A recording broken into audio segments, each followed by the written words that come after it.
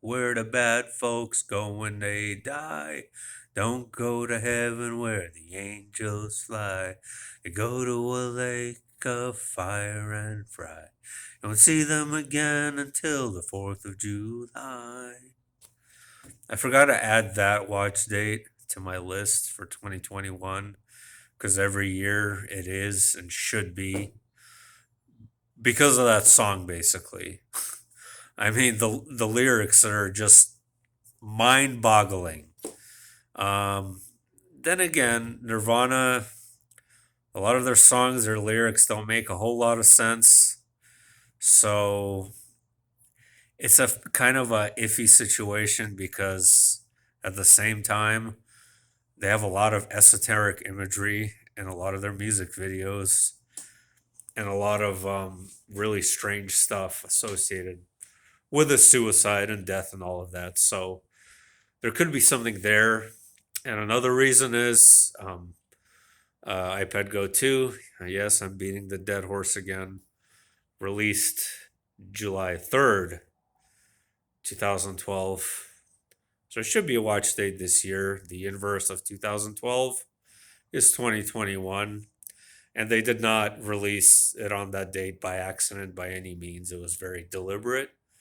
And perhaps that is implying the cutoff point, July 3rd being the cutoff point before July 4th, when the pit, whatever, finally opens, if it does. Having said that, I just wanted to keep that in mind.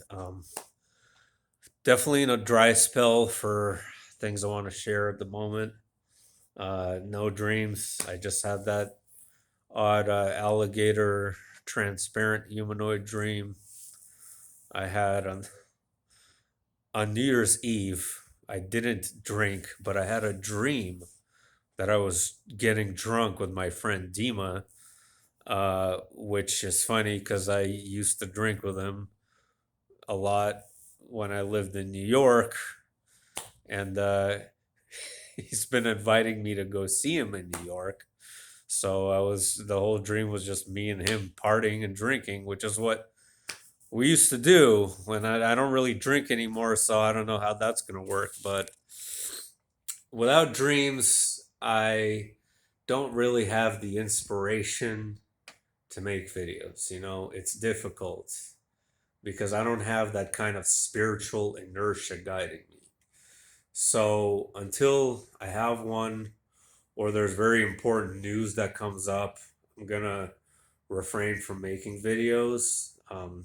Certainly, there are important tomorrow, January 3rd. There's a lot of Bloody Sunday predictive programming. Sunday, Bloody Sunday. That YouTube, speaking of weird lyrics, read those lyrics too, because they're pretty weird. And what is that song actually about? Is it really about the conflict in Northern Ireland?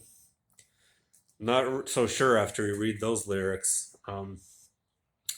Yeah, having said that, so unless there's really big news or I have some profound visions, dreams, insights, revelations, I'm gonna stop for the time being. But having said that, I do want to promote a channel that my friend recently sent to me, and it is really eye opening and intriguing. This guy's perspective on the Mandela effect is really remarkable, and he's a really deep critical thinker, and I really want to encourage you to watch him. He's called The Quantum Businessman. I'll share it down below.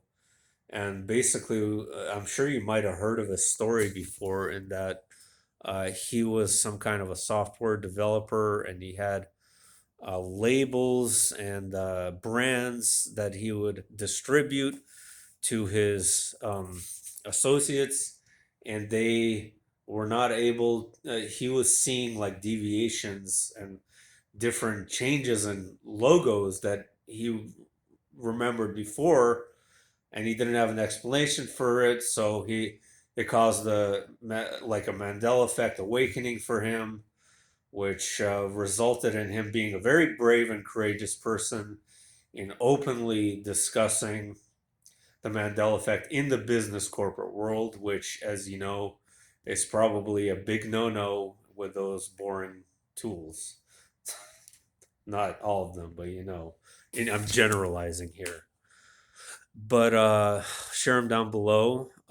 There's a really interesting concept he talks about called a negative timeline insertions. Oh yeah, negative timeline insertions, and the reason why they're inserting these spectacularly bizarre events like the Black Tom explosion in New Jersey that none of us ever remember, or the 5,000 people that died off the coast of North Carolina during World War II. Another event nobody really seems to remember is these quantum leaps going back and forth in order, in my opinion, now to bring about what I've been discussing for months and months and months and years, to bring about this demigod person, demon, I don't know, antichrist. They have to manipulate things, I believe, in order to ensure his arrival into our realm, because otherwise, for whatever reason, it wouldn't work. For example, like I've been discussing before, if there's too much divine light, too much natural light, like from our natural sun, like I've the last 2 days have been really difficult with me on that. It's been absolutely just atrocious the last couple of days. I was at my mom's house yesterday talking to my stepdad. We were outside in the backyard, and it was unbearable. Like I couldn't even breathe after like 10, 15 minutes. I felt like I was burning up inside. And I asked him, like, he's not a conspiracy oriented person at all, the opposite, actually. Like, does the sun really not bother you? And he said it does. He said he can't be outside for long, which was really shocking to hear for me from a person like him, but it was a relief. So, and the last couple of days, like when I came into work at 8 in the morning, it was 39 degrees, but it felt like it was 75 because of the blistering, magnifying glass feeling on your skin. Like this jacket I had to take off because it was just burning me up. But I mean, I'm not saying that 39 is blisteringly cold, but it's certainly chilly. So anyway, guys, so I will share the Quantum Businessman down below, and I recommend you watch him. Have a good day.